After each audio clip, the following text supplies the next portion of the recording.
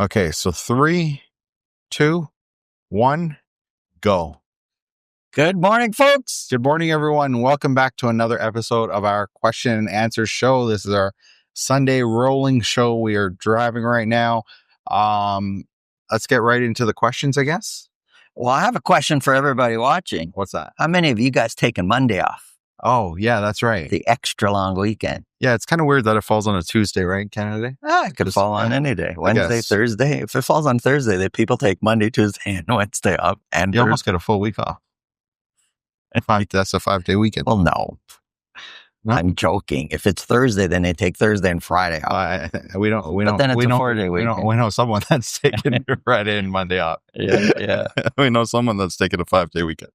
But anyways, let's get right into the questions here. So first question comes from, I don't know if I'm pronouncing this properly, Raxic. And Raxic says, are the conditions in the purchase agreement standard copy and paste written conditions for all realtors? That's question one. That's a great question, by the way. So there are standard clauses that we have access to that we use. Sorry, I'm looking at the rear view mirror instead of the camera here. We do have standard clauses we all have access to, but many of us will modify the clauses. We'll modify the clauses many times with our lawyer's help, or the buyer's or seller's lawyer's help, the client's lawyer's help, and we'll modify it to suit the specific situation at hand. But there are standard clauses we have access to. But even with those standard clauses, so let's say something like a financing condition, right? I've seen so many different ways. There's variations of that. Correct. Yeah. And we've spoken to the lawyers about this, and some of them are, let's say, more correct, and some of them are less correct, right? So there are standard conditions, but they always try and put them in a way where it protects the client the best. It's tricky when I see clients, or when I see offers, when we're on the listing side or even on the buyer side, and the other side, the other realtor puts in their own clause, and I'm reading it and I'm thinking, this clause is worthless. It means nothing. For example, just a simple note, the seller will repair the crack in the wall. Everybody signs it, agrees. There's no, or what? If you show this to a lawyer, okay, the seller will repair it. Well, what if they don't? There's, just a simple thing like that. And by when? And which crack? Could be, and which crack, which wall, and by when? It could be in 10 years from now, and closing's in 3 weeks, right? So it's when you really gotta, if you're writing your own clauses, really get legal advice as to the proper wording of these clauses. Mm-hmm. And the second question he has in the same comment is, and from the seller side, how do you know this is not just an excuse to get out of the deal? Say if the buyer does not even do a status condition check on the condo, but just wants to back out. That's also a good question. Wow, this guy's on a roll. No. Look, if somebody wants to back out, while it's conditional, these clauses can make it fairly easy for them to back out. If it's so blatant and obvious that it comes in a question that they're just backing out because there's no real reason for them to back out, and even if you push them for a reason, they come up with a stupid reason. It depends. If it's in the status side, there's things that you can see, like, what's the problem? If it's on a home inspection side, what's the problem? The only one that is a lot harder to prove the buyer's backing out, I guess, real intention, is the financing condition. So let me just get back to what I was saying, though, before I get to the financing condition. If a buyer's trying to back out of the deal and their intention is not, I'm at a loss for words right now. If it's not like legitimate, if it's not in good faith. Thank you. If it's not in good faith, the seller does have some recourse. Now, you'd have to prove that, but you kind of got to back out for a real good reason, not just, oh, you know what? Maintenance fees are going to go up 50 cents next year. I want out of the deal. It's kind of not in good faith. But the financing condition is worded not just if the buyer cannot get financing, but if they cannot get the financing that they want. So they can still get financing, but if they don't like the interest rate and, maybe they got to put in a few extra bucks down payment, whatever the case is, if they don't get the financing that they want, they can back out of the deal. That one's a lot harder to say, you're fooling around. You just want it out of the deal. And I think this also goes back to the first comment about the way the conditions are written, because, we've seen conditions come in where they're written in a way where it's a lot more, let's say it's a lot more direct to the actual condition, if that makes sense. So like if something, okay, just sort of, it's kind of difficult to explain, but let's say something to the extent of saying like to the sole discretion of the buyer. Yeah. Right. So for the home inspection, then that kind of puts it in the buyer's court where they have to decide that the condition, or they're the one that gets to decide yeah, what's satisfactory to them. Yeah. Right. But still has to be in good faith. Yeah. Yeah. So, but they're all these conditions that we're speaking of in this example are written for the benefit of the buyer. Yeah. And it's, so that's something, I mean, we've heard of, we haven't really experienced that on our end, but we've heard of situations where people have gone after buyers for backing out not in good faith. Right. And it happens. And it not becomes often, a slippery but it slope. happens. Yeah. So that's so I guess that answers both those questions there. But next comment here comes from Baptito. And Baptito says, sellers should have a status certificate prepared once they list the property. As a realtor with over 30 years experience, this is what I've always done. In this case, obviously, the seller and agent maybe were aware of the problems and maybe didn't want them out before offers.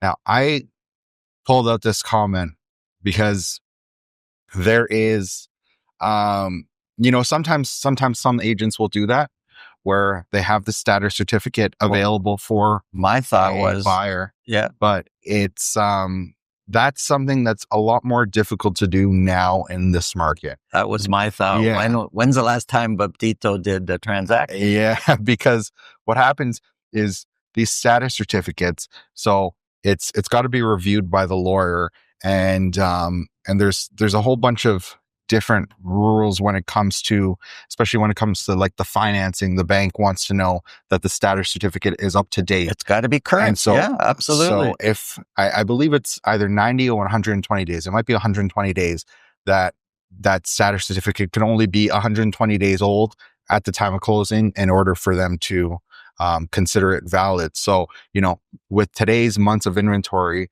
days on market for condos, I mean, it's very, very, there's many condos that have been sitting on the market for 1 month, 2 months, 3 months, 4 months. And Absolutely. So you're going to end up having to reorder a new status certificate anyways. And so in the days where condos would be, and factor in also not only just the days on market, but let's say you get an offer after being on the market for 2 days and the closing is in 2-3 months, right? So it's not just about necessarily the days on market, but it's also about how long that closing is. And in today's market, ordering a status certificate when you list it is, we used to see lots of them up front, status certificate available right in the comments. Mm-hmm. Now it's the opposite. Very few have it available. Yeah. Most of them are not hiding anything. Yeah. But to the second part of your comment, some of them may be trying to hide something, which is silly. It's better that you have those kind of negative information up front. Yeah. And you deal with it and you price accordingly. And because once people find out, they just back out anyway. Yeah, I mean, if someone like that's a pretty blatant kind of misdirection. Yeah. If an agent tries to hide that kind of issue, so that's a lawsuit waiting to happen. I didn't know. Yeah, but I didn't know. Anyways, next comment. Next comment here comes from Screw New. What? Screw New. What's the name? Say it again. Screw New. Who's testing you? And comment here says, so this was about our condo story where we were talking about how, we went in with conditions and they ended up picking the offer that didn't have conditions. And we were pretty shocked that someone didn't put conditions in this market. But Screw You says 2 offers on a condo at the same time must be an old story. No, You know, not at all. it's so funny that there are, I remember, so when was it? I think it was last year when condo inventory was just growing at such a fast rate. Like every week, active listings was up and up and up and up. And I remember seeing it close to 6,000 and thinking that's a crazy amount of listings. And now we're at, I think, like 65, 6,600. Yeah. And, but yeah, it's still the case where the one condo that the buyer wants, everyone wants that one, and the other 6,499 are just sitting there. Can I just say, this is not to water down what we speak about or our data. Yeah. But there are exceptions to everything we say. So when we speak about a specific situation, it's not like that for everybody in every circumstance. There are exceptions to things we say. And when we speak about our data and we show you our data in charts, those are averages.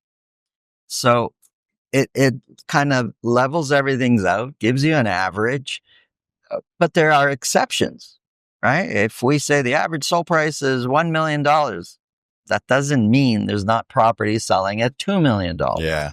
There was a comment on one of the videos when we made a mention of how none of these in the square footage ranges, none of them are selling for under 1,000 or over 1,000. That's right. I remember that comment. And someone was like, that's not true. My condo is selling at 1,200 a square foot.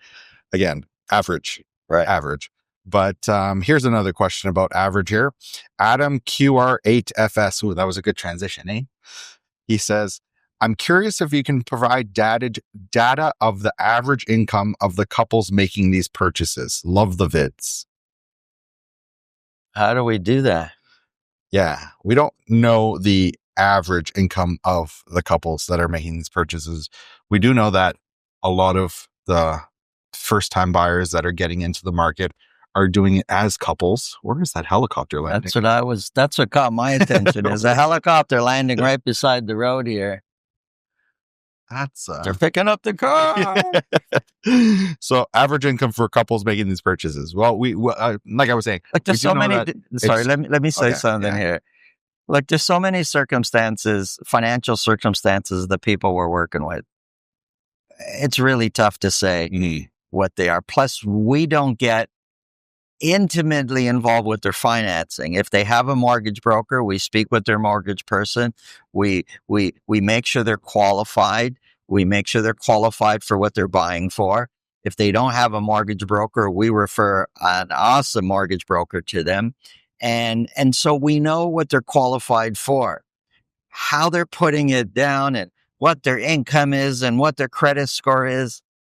There's a different professional that deals with that, mainly a mortgage broker. But we do know that I think we can pretty confidently say that most people that are buying are doing it with multiple incomes. Absolutely. So incomes, there's very few doing it with one income. Very few on a single income. And if they are doing it with one income, they are getting help. Yeah. And so, okay, next comment here comes from a P31 channel TW5QC. You know, it gives me like their username, but then I think their name is different. So I don't even know. We use our real name. I don't know, but anyways. Or are we using our real name? I thought your real name was Dad. I didn't know it was Santo. Yeah, check my passport. So P31 asks, a lot of people don't know that many condo buildings are blacklisted, such that lawyers have refused to close deals at those sites whatsoever. I heard one of them on, I'm not going to name the condo building, plus there's one downtown with multiple deficiencies. So I didn't want to, a lawyer. I didn't want to name the condo building just because I don't want to publicly trash any buildings. Condo building. But yeah, it's not the lawyer that's refusing to close on these transactions. It's the lenders. So there are buildings that have. Well, if the lenders are not financing them. Yeah, the lenders are not financing them. So there are buildings that have many multiple. Oh, you know what? You can go up there, and there's actually a U-turn spot for Is that. there? Yeah, at the next light. But yeah, and then you turn and then make a right.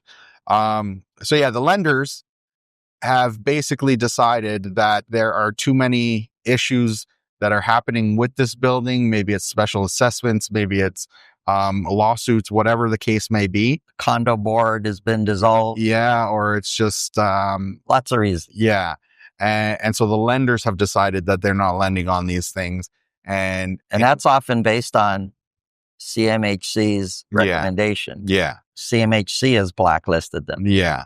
And so and for that reason, then you can't get a mortgage on those buildings. So if you were to pay cash, I'm sure the lawyers would be more than happy to close a transaction for you. Absolutely. But it's the lenders that are often the ones that are blacklisting these condos.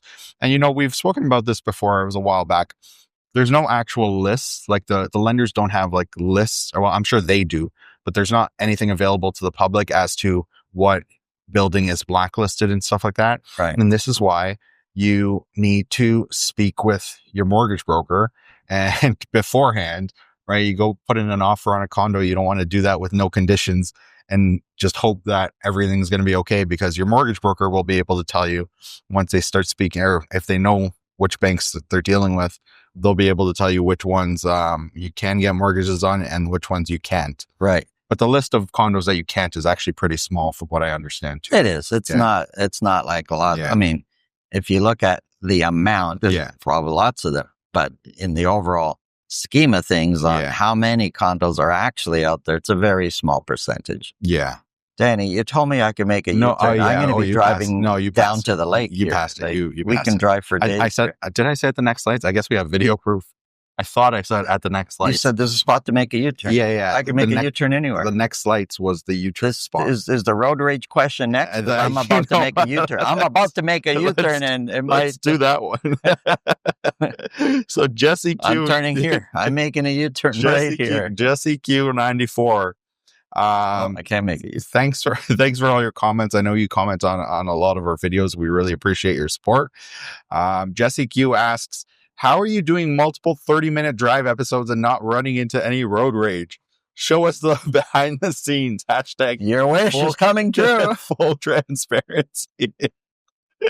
Does she mean I'm causing road rage, or I am not running into any road rage, whether it's you, whether it's someone else? That was a U-turn. Hope you guys didn't get dizzy there. Yeah, whether it's you, whether it's someone else, it's no. You know what?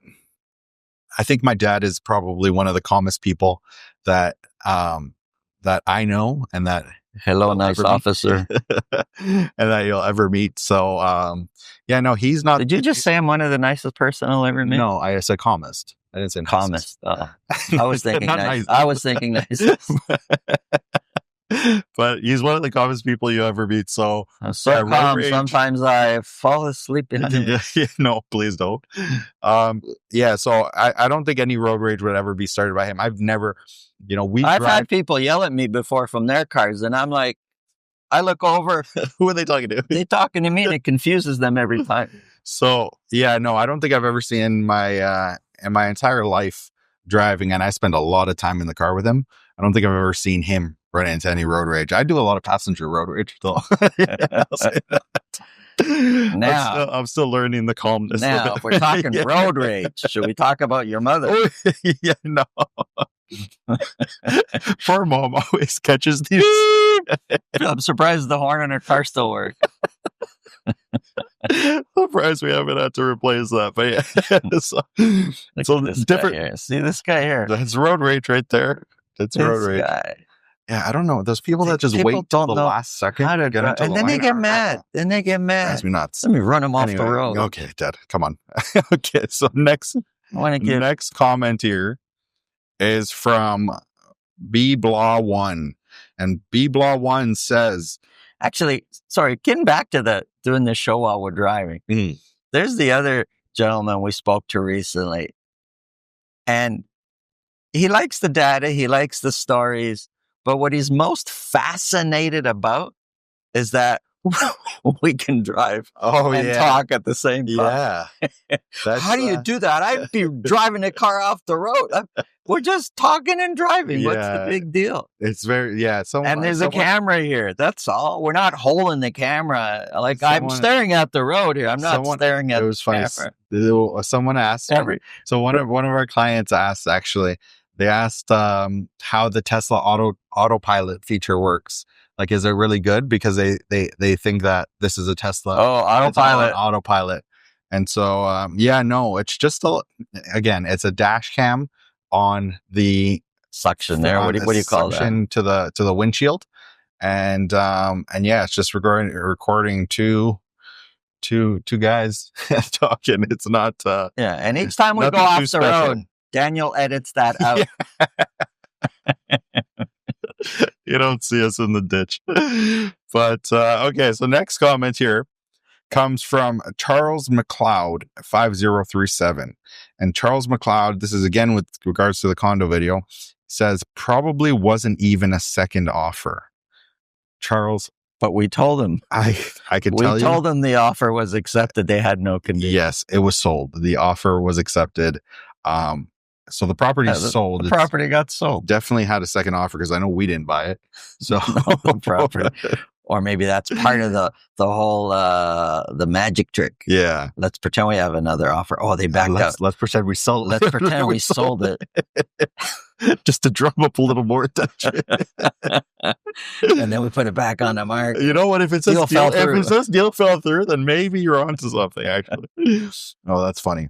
Okay, so next comment here comes from Cassius John Adams. And Cassius John Adams says, Santo, I thought anyone could order a status certificate. Doesn't need to be an owner.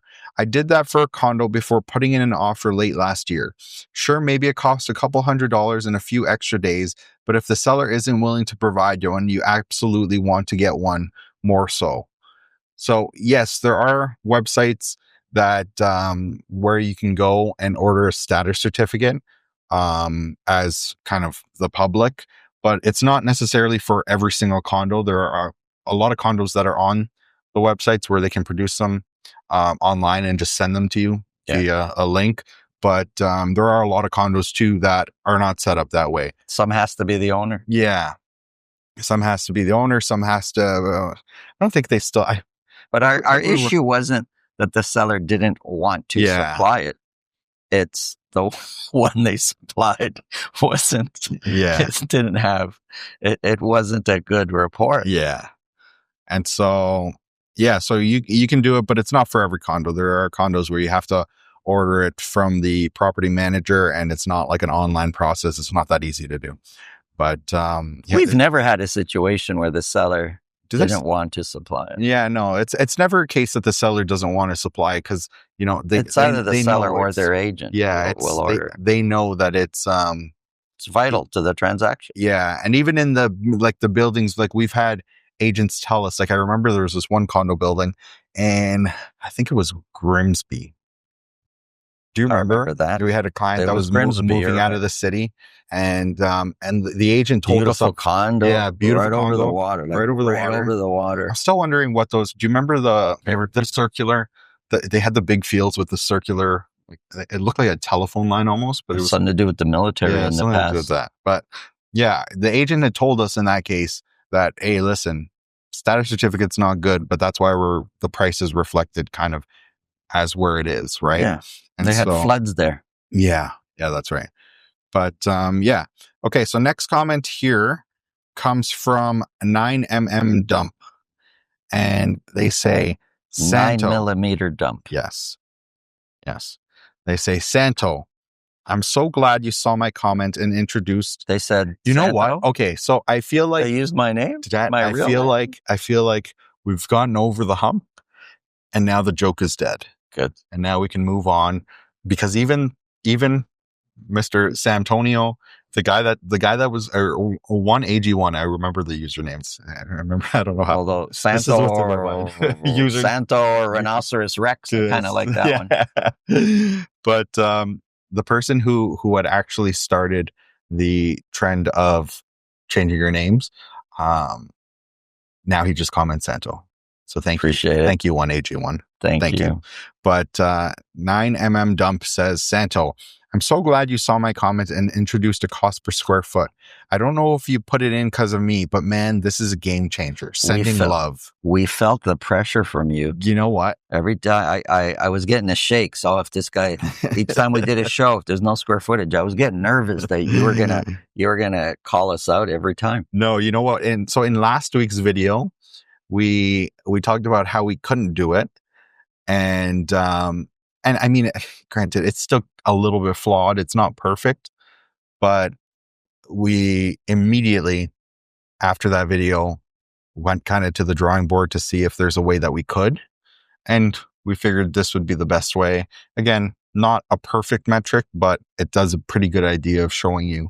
That's for condos. Yeah. It's exponentially more complicated, if not impossible to do that for the freehold market. Yes, exactly. But next comment here comes from, which is why we do freehold market, 3-bedroom, 4-bedroom. Correct. Right. So next comment here comes from Lewis Martin. And Lewis Martin says, what warranty do you have on a purchase of any resale home? Because we were talking about how there's no warranties with a power of sale home. So what warranty do you have on any resale home is what he's asking. Well, there's the latent defect versus patent defect. Patent, sorry. So if the sellers are purposely hiding something that only the sellers would know and not making you aware of it, I don't mean, hey, there's a slight scratch under the carpet or under the area rug. I mean something serious, there's a big leak in the basement and they drywalled it up. There's mold throughout the attic and they screwed the attic hatch shut so nobody can inspect it. Just, I'm citing different and crazy examples here, but that's no matter what, that's a warranty there. It's not like a warranty from a company. Well, no, the buyer could come back to the seller and say, hey, you purposely hid this. Or if there's a defect that appears seasonal, like when the spring thaw, the basement always leaks and we buy the home in the winter or in the summer where that problem's not going to show up for months and months later, 6 months, 9 months later. And then the neighbor says, oh yeah, this happens every year. And you're like, I didn't know that. And the seller didn't tell us that. That is a defect that needs to be declared, disclosed. And it's not. So that's an automatic. There's an automatic warranty with that no matter what. Also, a lot of the clauses are written. The seller warrants. And then at the end of that clause, it says this warranty shall survive, and blah, blah, blah. That comment is there. So there are warranties with resale properties. The question is why you maybe feel there's no warranties is you've got to sue the other side to actually get, satisfaction. And a lot of people just won't go that route. A lot of buyers. But we have seen buyers that have actually taken that route.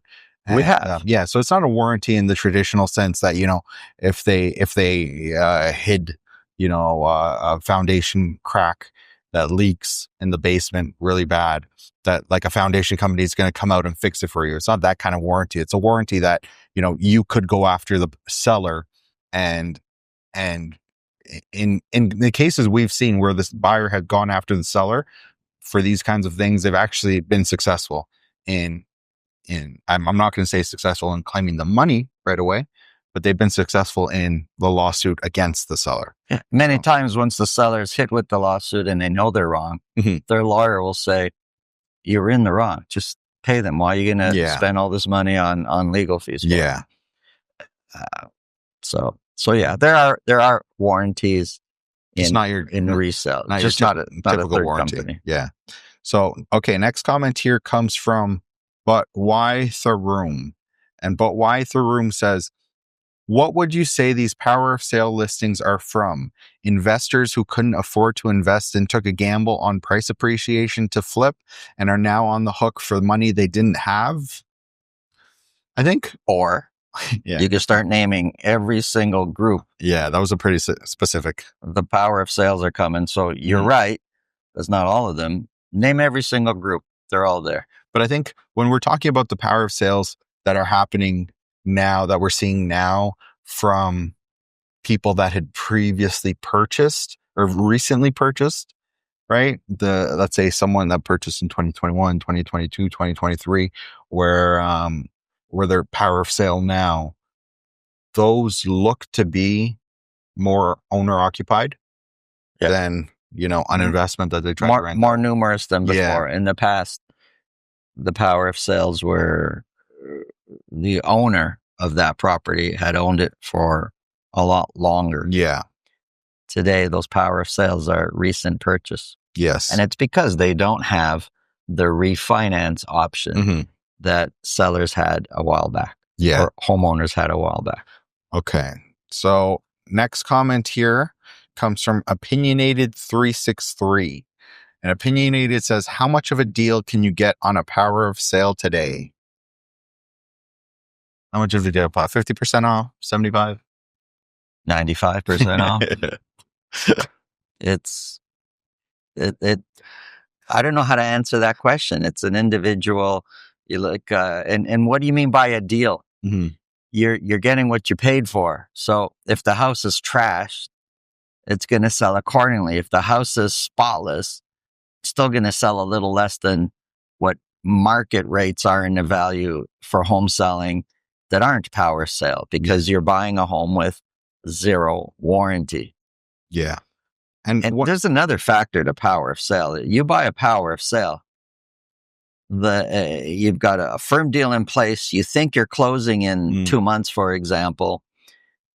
If the original owner or the current owner who lost the home to power of sale somehow comes up and can make their loan, their deficiency with the lender whole again, then they get their home back. So you think you're moving, or you think you own this property in 2 months, and you have an agreement in place that you've bought it. That'll be negated, and the original owner will get their home back if they come up with the money. And we've seen that before. Yeah. So there is a risk to buying power of sale. And that's just one other reason why the price is slightly different. So you're getting what you paid for. And I think this is not necessarily a risk of buying power of sale, but I think that one of the factors today, when we're looking at, when we're looking from the buyer's perspective, like working with some of our buyers, and we're talking about, trying to get a deal on a power sale versus like a regular sale. I think that because the lender's hands are kind of tied in certain situations, if you find the right seller, it's a much easier process to get a better deal from a seller than you can with a power of sale. Yeah. Would you agree? I would agree. Because the seller can make the decision, if as painful as it is, to sell at a loss. Exactly. But a lender can't necessarily do that with someone else's house. If they do, the lender is at risk. Is at risk of being sued by that owner, saying, "Why'd you sell my home cheaper?" You're right. That's a good point. There's a factor there that needs to be considered. Yeah. This camera's shaking so much, and I hope that you guys don't see that. But anyways, you know what? I realized I didn't I didn't put in a nice comment to end off our video. But you know what I can do? Liz Roy. Sorry if I'm mispronouncing it, but she leaves hearts and thumbs up on every single video. So I'm assuming that she left a heart and a thumbs up on this video or on the previous video. So thank you, Liz Roy, for all your support. And to everyone else, thank you so much. Our video for this week is over. We will see you again next week. Happy Canada Day. Happy Canada Day. Yes, we will. If you're wondering, we will be putting out our videos as regularly scheduled because we are we're not taking Monday, or are we taking Monday off or Tuesday? We're not off. We're realtors. Yeah. We're never off. That's right. So we're always working. You will get your regular videos Tuesday to Friday, and then next Sunday. But yes, leave your comments in this video. Leave your comments in the videos throughout the week, and you can be featured on this show. Thank you guys so much for all your support, and we'll see you guys soon. Have a great weekend, everybody. Free audio post-production by alphonic.com.